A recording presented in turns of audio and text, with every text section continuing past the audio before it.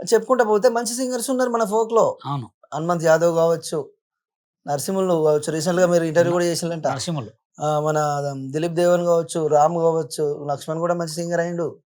Writer నుంచి singer అవతారం ఎత్తిండు మళ్ళా నా లక్ష్మణ్ అన్న. నా ఇట్లా మీకు ఇయన్నీ ఇంటే నాకు గూడా నేను ఈ నెల ఫాదర్స్ డే ఉందిగా. ఆ! ఫాదర్స్ డే సందర్భంగా నేనొక సాంగ్ రాసిన. మీరు రైటర్ అని మాకు తెలుసు. ఎందుకంటే మీరు ఫోక్స్ చేసిండ్రు. మీ ఛానెల్‌లో మేము గూడా చూసినాం. ఆ అదే సా మీతోటి ఆ అయిపోయే వరకు ఒక పాట నేనే పాడిద్దామని ఆ ఆ రెడీగా ఆ ఉన్నాం ఆ ఇక్కడ. సాంగ్ ఎలా ఉంటదంటే, ఆ! తెలియదే నాకు తెలియదే నేనెలా బతకాలో ఏమిటో, తెలియదే నాకు తెలియదే నేనెలా గడపాలో ఏమిటో. ఇది ఇది డ్యాడీ కోసం అంకితం. డ్యాడీస్ వాళ్ళకి అంకితం చేద్దామని. సూపర్. సూపర్. కానీ మీకోసం అది ఎవరన్నా పాట రాసింది?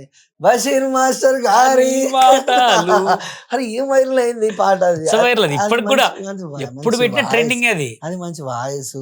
నాకు బాగా ఇష్టం. బషీర్ మాస్టర్ అదసలు అది ఎవరో అది కూడా చేసిర్రు బావుంటది. గానీ దాంట్లో చాలా బాగా చేసిల్లు పాట వాయిసు. బతుకన్న అంటే అది లిరికు. ఎవరు రాశాడంటే ముస్లిం పిల్లగాడు నా దగ్గర ఒకతను యూట్యూబ్‌లో జాబ్ చేశాడు. ఓకే. అంటే నేను అతను చూసుకున్న మంచితనాన్ని అసలు మర్చిపోలేకపోయాడన్నమాట. అవును. ఆ పాట చాలా రాసిచ్చాడు. ఆయన ఓన్ ఫీలింగ్స్ ఓన్ రాసినట్టే ఫీలింగ్స్ రాశాడు. ఏర్పడ్డది అందులో. చాలా చాలా నీట్‌గా దాని వాయిస్ గూడా ఆ పాట పాడినాయన ఎవరో గాని మంచిగా నీట్‌గా వచ్చింది. నాకు అప్పుడప్పుడు ఇన్‌స్టా‌లో నేను చూసి అది వచ్చినప్పుడు నాకు వినబుద్దయ్యేది. హ్యాపీగా అనిపించేది. ఓకే. అనిత ఓ వనిత నా అందమైన అనిత